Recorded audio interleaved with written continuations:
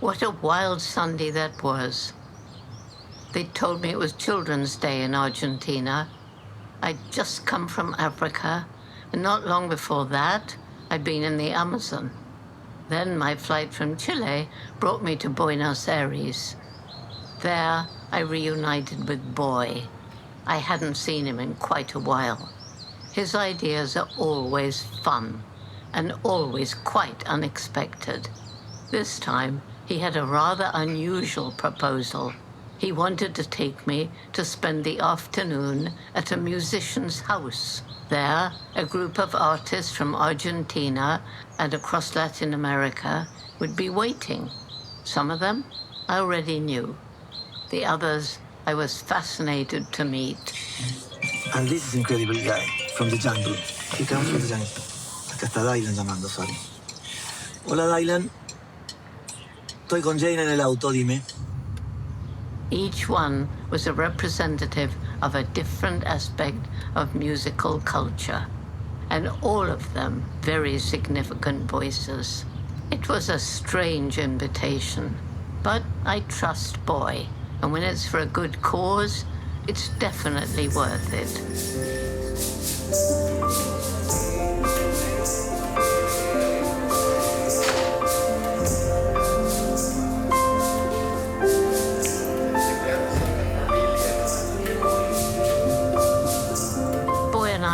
Have spoken many times about the need to connect the head and the heart. 10 years ago, when we were filming in Patagonia, we talked about how, in the face of humanity's current crisis, only art might save us. I've always liked new ideas, and this was truly innovative.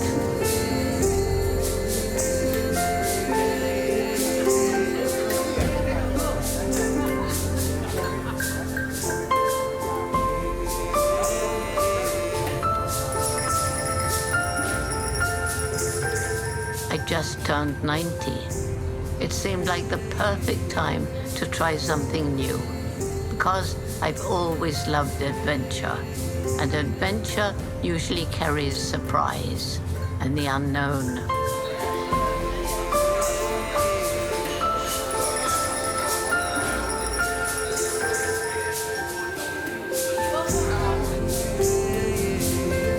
I spend over 300 days a year traveling the world, trying to spread a message of hope. And right now, more than ever, we need to believe there is a way forward. That's why I want to reach everyone and connect with people who can do good wherever they are. That Sunday, we all knew we were stepping into something with no script, no score.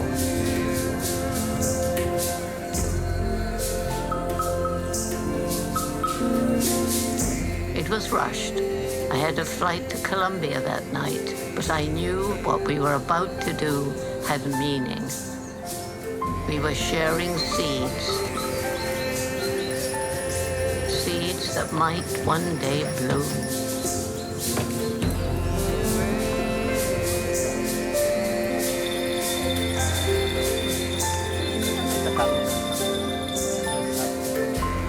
Every time I come to Argentina, I find surprises, and this time, it was a big one.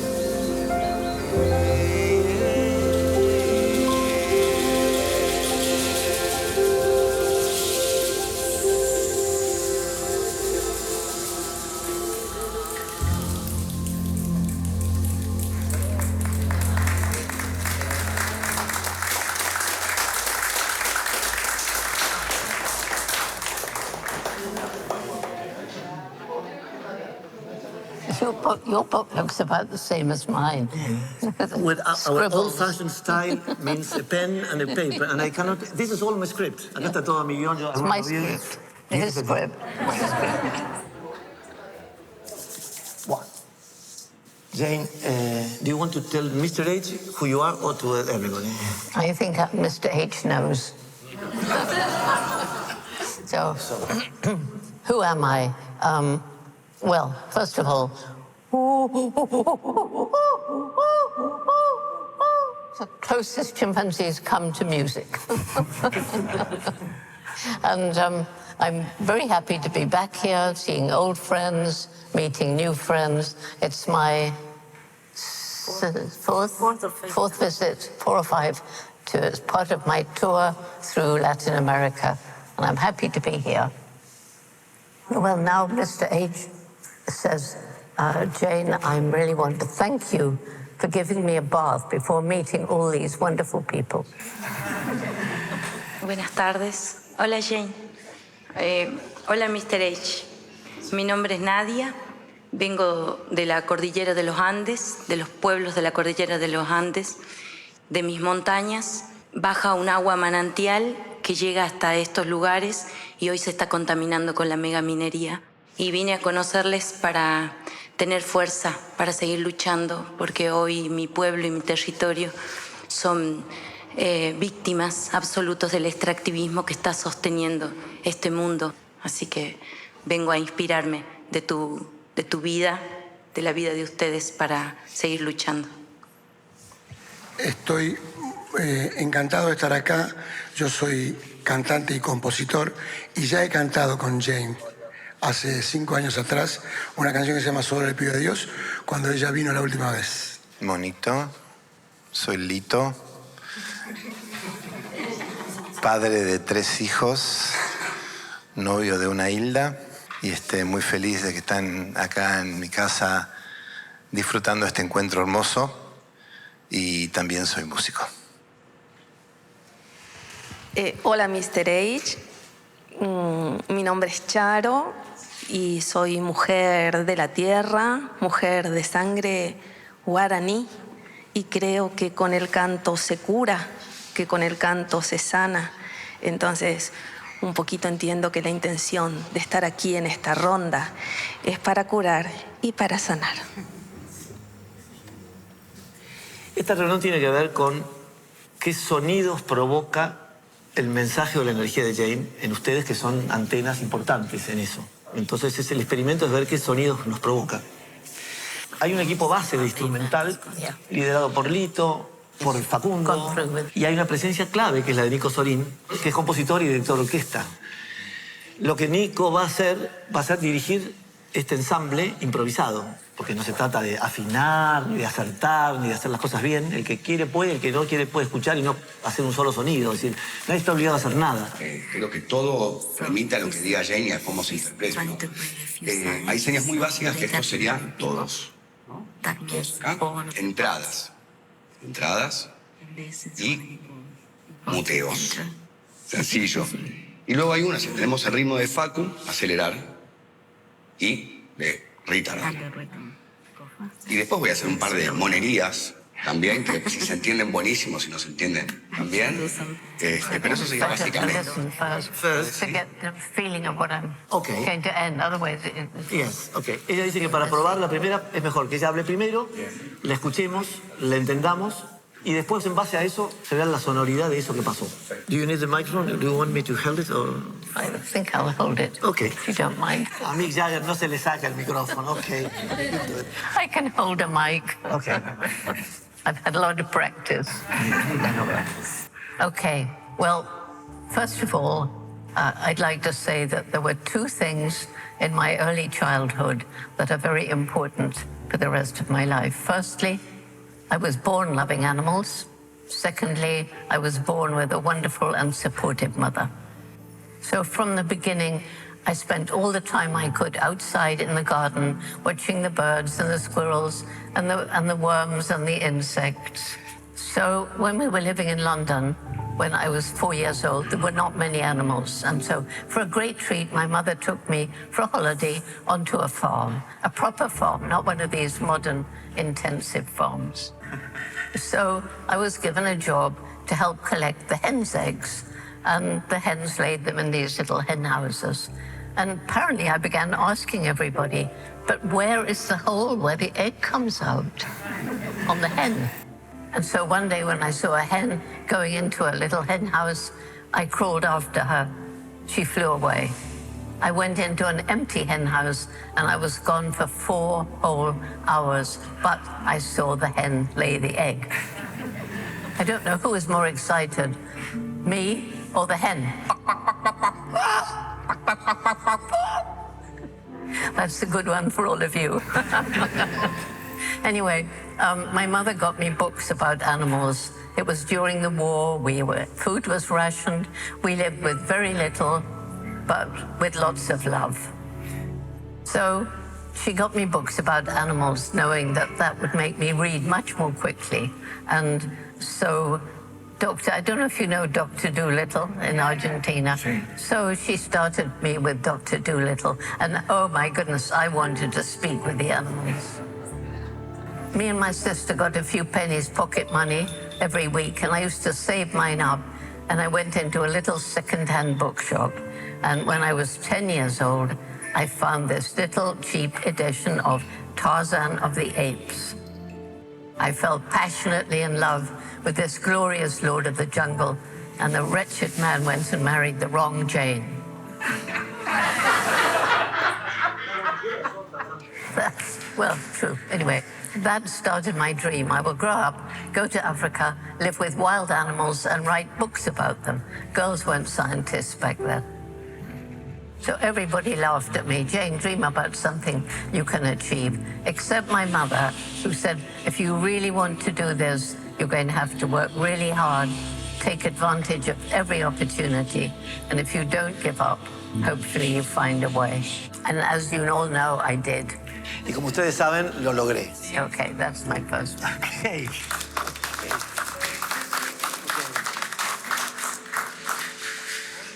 ¿Puedo hacer una pregunta? Sí. Jane, what music did you listen back then in the 50s, right? When you were young. Did you listen to any? When I was young, Yeah, what music did you listen to? well, I think in our family we mostly played classical. And also my aunt, I had an aunt who sang in the choir, so there was a lot of, Bach and some of that music too. Música clásica, Bach, etc. Vamos por eso. Vamos por ahí. Se me Ya, ocurre, empezamos con una música de Lito y entra en la selva, ¿no? Vemos ahí cómo lo hacemos entrar. Bien. Okay, we'll try to interpret that. Yeah. My grandmother played the piano. Y la abuelita tocaba el piano. Listo, la abuelita tocaba el piano.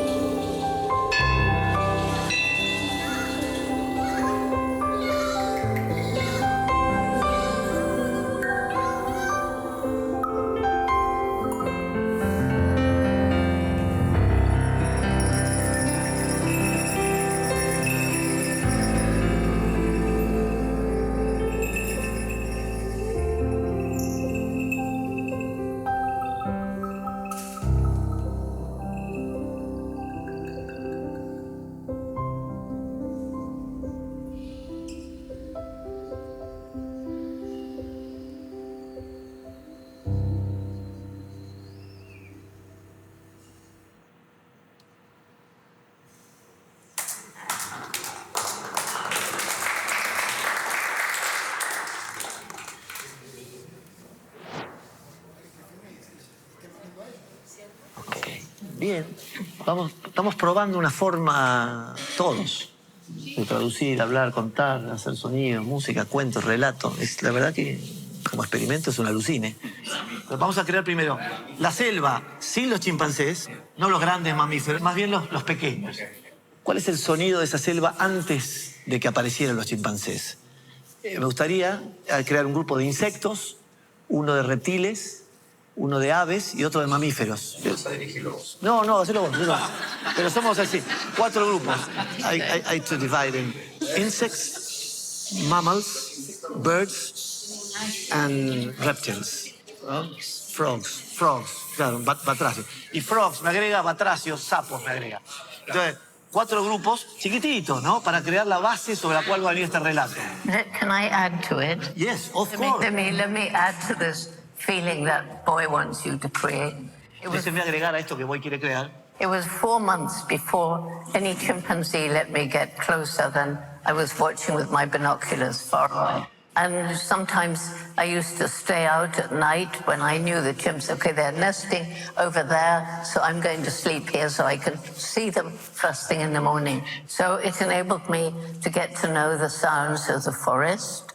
And, you know, it wasn't just the animals. There was the wind rustling in the leaves overhead. There was the stream there with lots of fast-flowing little streams with waterfalls tumbling 80 feet down onto the rocky stream bed, and then the sounds of the night and the moonlight on the water. It was just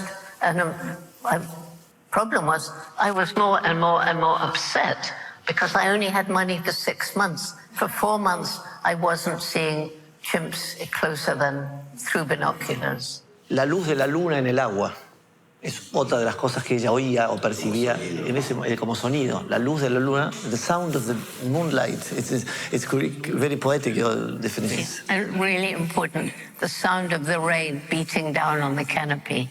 The rain beating down on the forest roof. El sonido de la lluvia cayendo en la mata, en el follaje.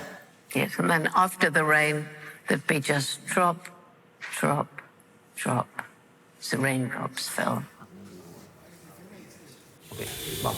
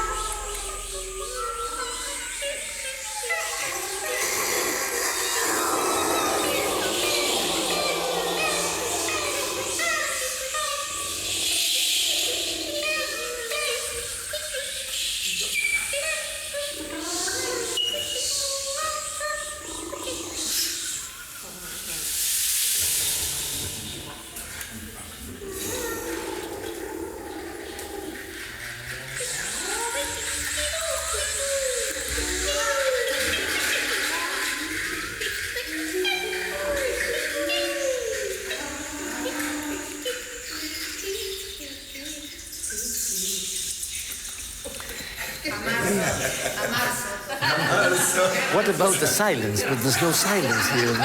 And there's a deep silence. No.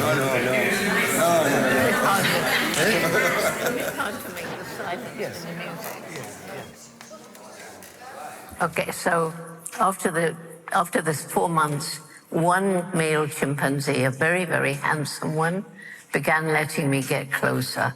And I called him David Greybeard. And it was on one special day that I saw him sitting on a termite mound, white ants, breaking off grass stems, pushing them down, pulling out carefully, and eating the ants. And that was the first example of animals using tools. It was very, very exciting because of that, the National Geographic said they would fund the research when the 6 months stopped. So gradually I got to know all the others, and I gave them names that were David Greybeard's close companions. And the thing that was so striking is how like us their behavior is. So in their greeting, they kiss, they embrace, they hold hands, they pat one another.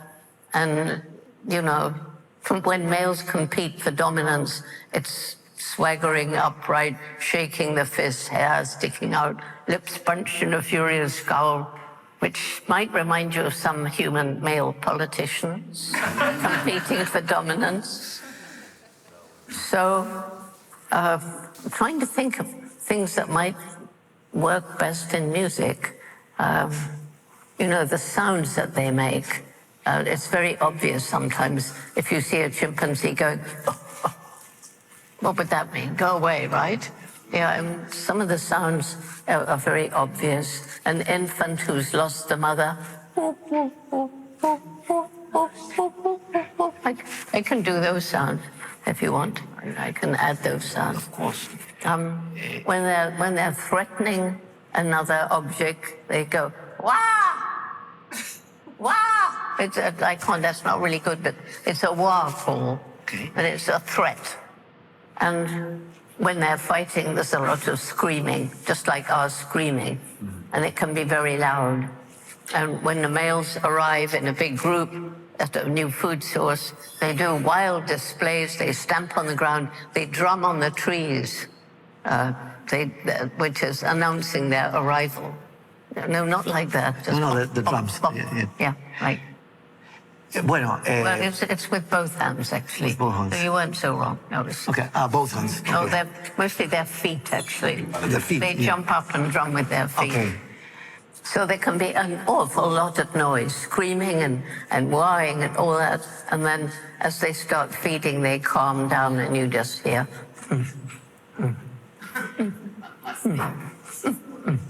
Like chewing and happy grunts. After eating. Well, while they're They're eating feeding. and chewing. So I'm trying to think of a story that could.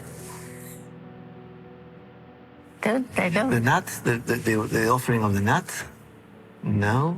That would go to music. Never mind, but it's a nice story. Well, choose any story, it's nice. Well, But- you know, we can. I mean, David Greybeard, I thought I'd lost him. And I got through this tangle of vegetation. He was sitting, looking back, as though he was waiting for me. So I sat down near him, and lying on the ground was a ripe red fruit of the oil palm, which chimps love. So I held it out on my hand to him, turned his head away.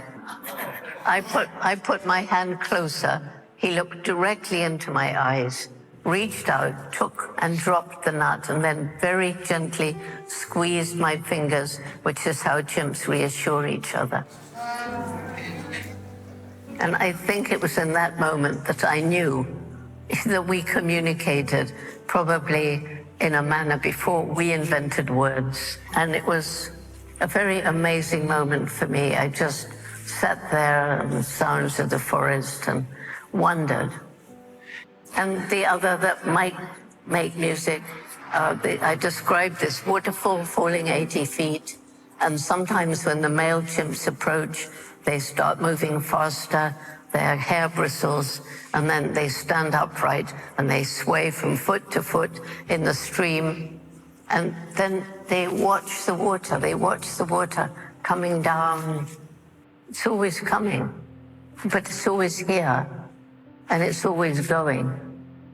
So if they had words, might that not turn into an early animistic religion?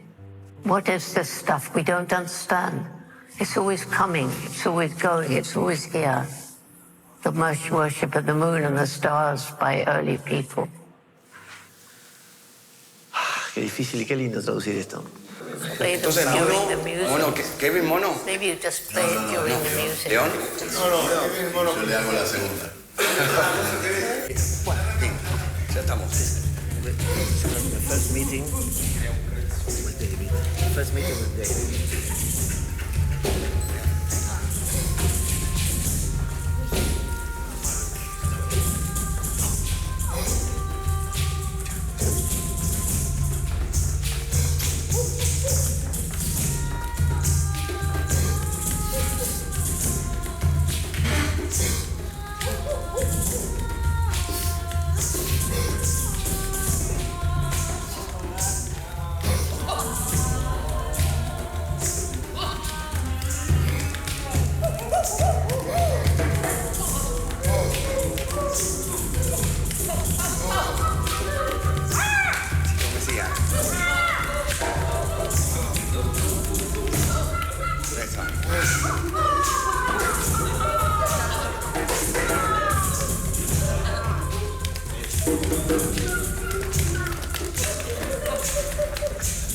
Va.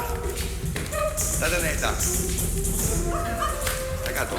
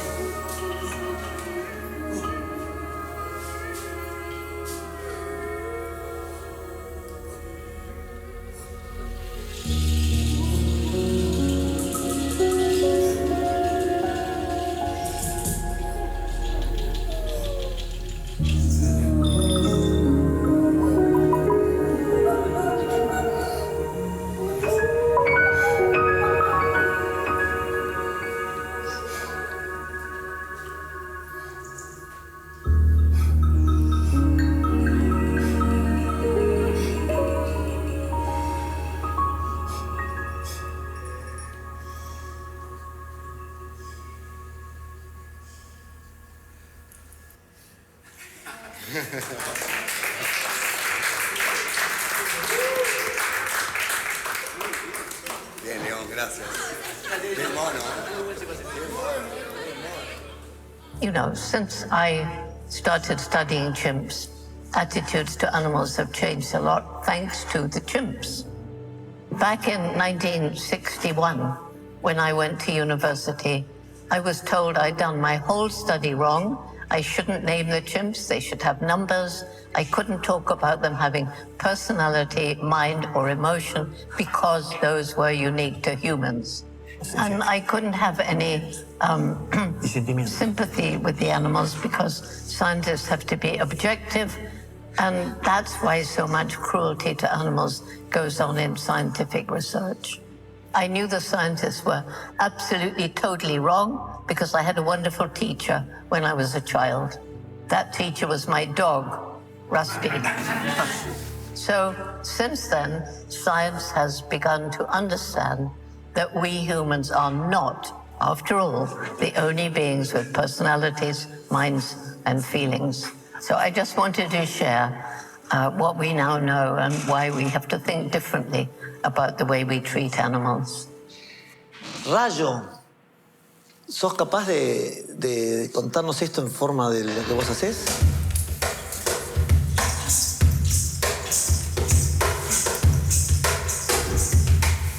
Improvisaciones, se inventa, lo hago tranquilo, mis rimas no son violentas. En el momento siempre te lo frecuentan. Yo soy el mono que utiliza la herramienta. Yo simplemente lo hago tranquilo, escuchá. Es que Jane Goodall siempre lo puede rimar, pero yo simplemente improvisando lo hago tranquilo, no, así lo hago inteligente 5 veces, ¿cuál el mono?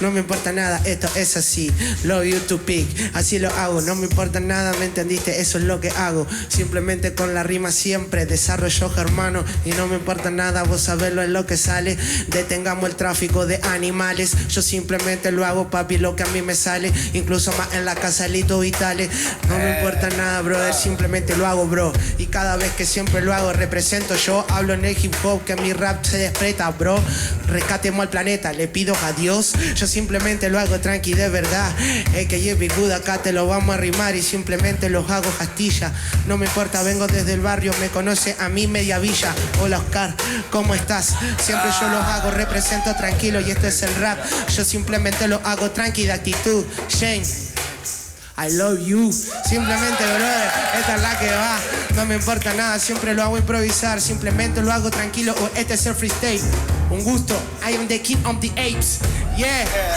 date cuenta, que rirá tranquilo, siempre lo hago, te lo inventa, no me importa nada porque improvisación es jugada, mucho más en el bombo de Facu, Guevara, hey yo bro, lo hago improviso ahora, lo hago tranquilo, ahora cierra y en la cantimplora, improvisando, te lo digo a Ilia, pero los domingos siempre es en familia.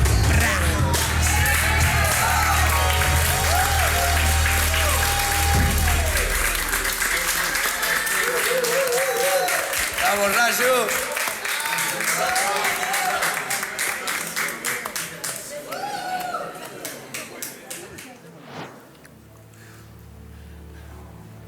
Okay, well, the very strange thing here is the biggest difference between us and chimpanzees and any other animal is the explosive development of our brain.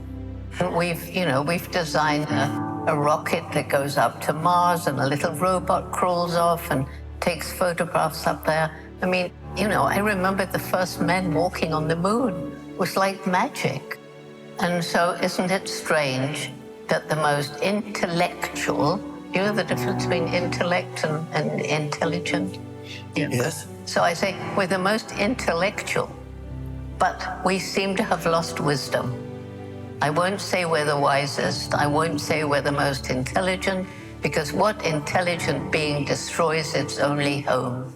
And so we're using up the natural resources of the planet faster than the planet can repair.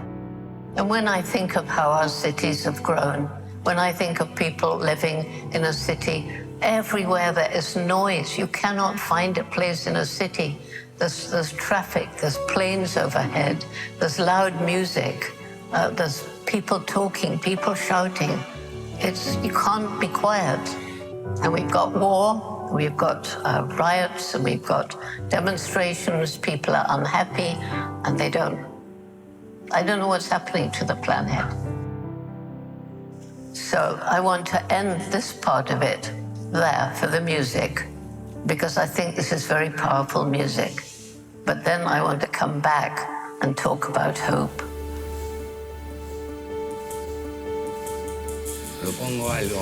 Propongo que cada uno agarre una nota dentro de ese acorde y hable un poco, y se calle, en un tono,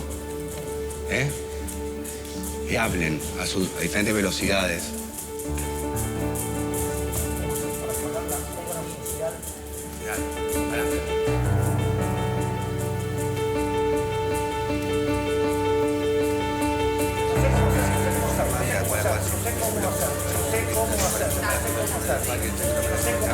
Siento que tengo miedo. Tengo miedo.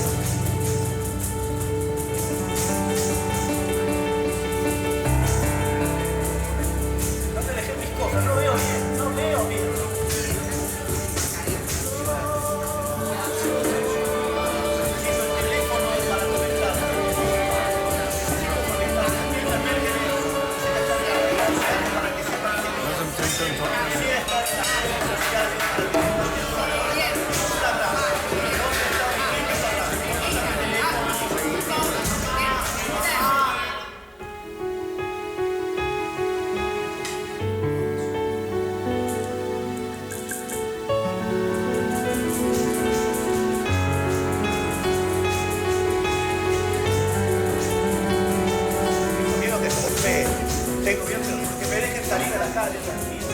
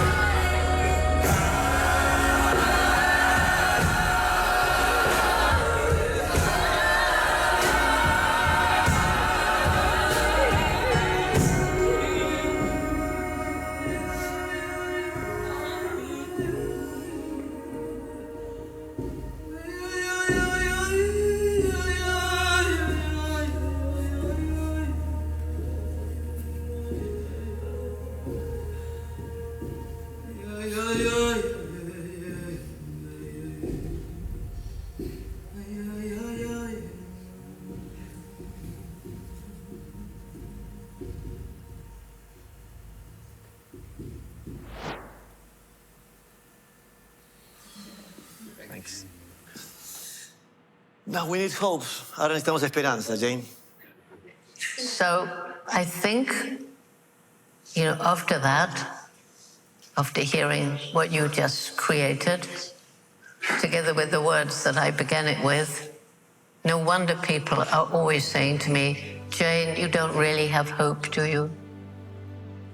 And the thing is that I truly, truly believe we have a window of time.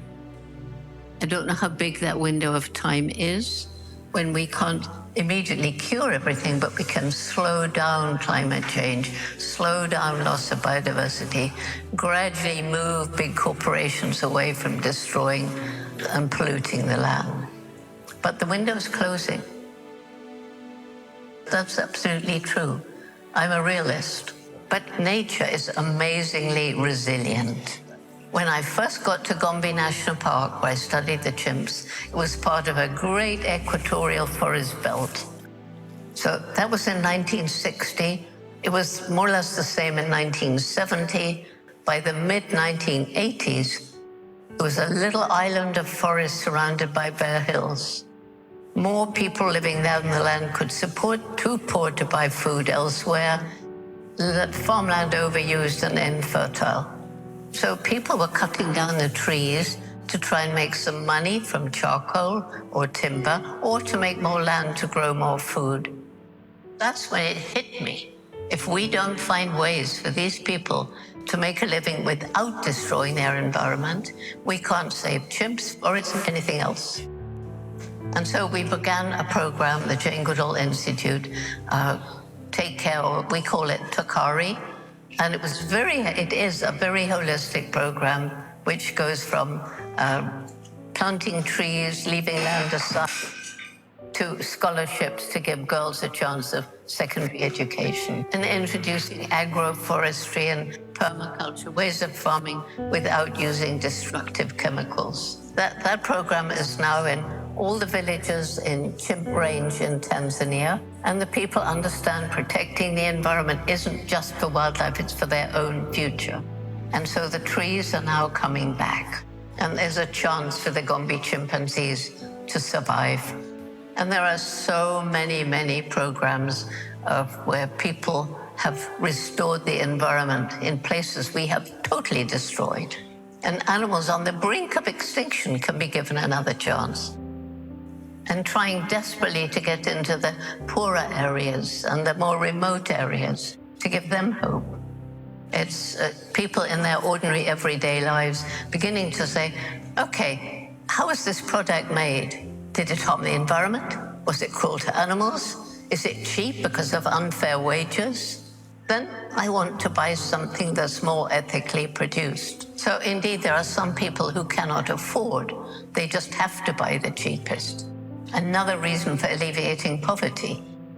And the thing is, if it costs a little bit more, then you value it more and you waste less. And I think those of you in this room, you have a tremendous opportunity to help us grow Roots and Shoots and hope. Roots and Shoots began in 1991 in Tanzania with 12 high school students. So I told them to get their friends, and we had a meeting of about 30 young people. And we decided that because everything is interrelated, each group would choose, we don't tell them. They choose 3 projects, one to help people, one to help animals, one to help the environment. We're in 70 countries, including Argentina. In fact, yesterday we had about 800 young people, and they also came from Paraguay and Uruguay and Mexico, all together. And once they know the problems and we empower them to take action, they are just so full of energy, determination, and they're changing the way their parents and their grandparents and their teachers think. And, for example, it might surprise you to know we've got over 1,000 groups across China, which, is surprising, but we're growing faster and faster because young people need hope. This is why, age 90, I'm still traveling 300 days a year around the world, because the suicide rate's been going up among young people.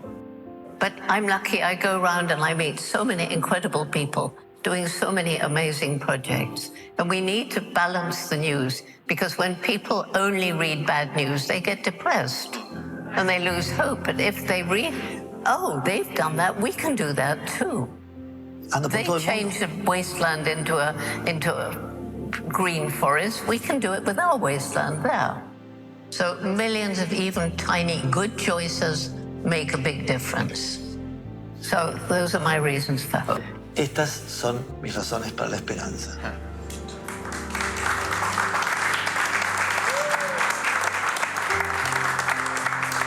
Y lo último que les vamos a proponer por la hora es, we're going to bring a cake, we're going to bring a champagne glass, y todos nos vamos a poner de este lado para crear algo que Nico va a componer, que es una versión polifónica a varias voces. You're not going to have a piece of joyous music to end with. Ah, sí, cierto, tiene razón.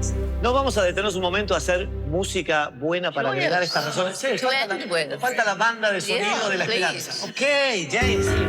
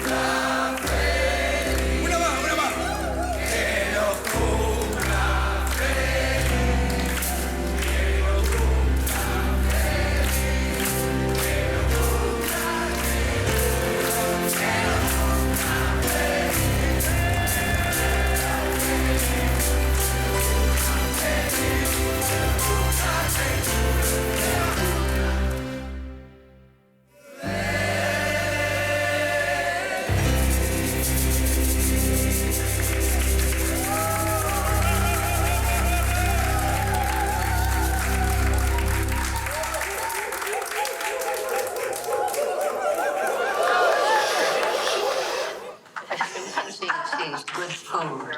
They make a very wonderful noise.